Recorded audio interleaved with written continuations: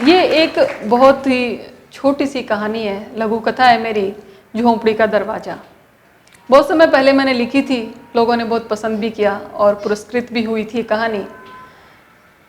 अक्सर हम लोग महिला सशक्तिकरण के नाम पर ये कहते देखे गए हैं कि महिलाओं को अपने पैरों पे खड़ा होना चाहिए, किसी के सामने झुकना नहीं चाहिए। अपने पति अगर आपको दबाते हैं या शोषण करते हैं तो उसके खिलाफ आपको खड़े होना चाहिए, आवाज़ उठानी चाहिए।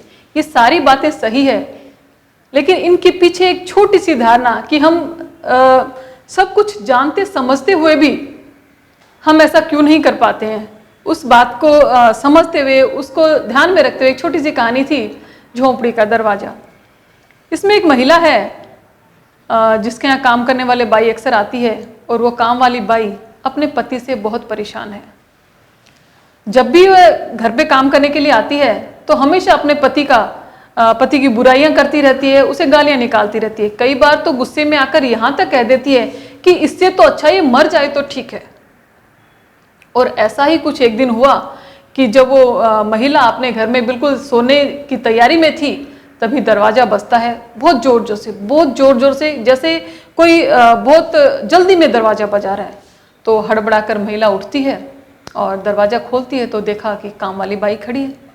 उसने यूं अचकचा के पूछा, अरे क्या हुआ कमला? तो कमला ने कहा, मैडम जी कुछ पैसों की ज़रूरत है, बहुत जल्दी, अभी चाहिए, तुरंत। महिला ने पूछा, क्या हुआ? कमला ने कहा, मेरा पति शायद उसने जहरीली शराब पी ली, अब वो हॉस्पिटल में एडमिट है, उसकी जान बचाने के लिए मुझे कुछ पैसे चाहिए। मुझे समझ में नहीं आया कि मैं किससे मदद मांगूं, इसलिए मैं आपके पास दौड़ी हुई आई, प्लीज़ मेरी मदद कीजिए। तो महिला ने उसकी तरफ देखा, गौर से उसके ऊपर आंखें गड़ाई उसके चेहरे पर और पूछा, कह दिया कि तुम तो खुद चाहती थी ना कि वो मर जाए, अब जो वो मर रहा है तो तुम क्यों परेशान हो उसे बचाने के लिए? तो कमला ने कहा, मैडम जी मेरा पति मेरी झोंपड़ी का दरवाज़ा है और बिना दरवाजे के घर को लोग आम रास्ता समझ लेते हैं।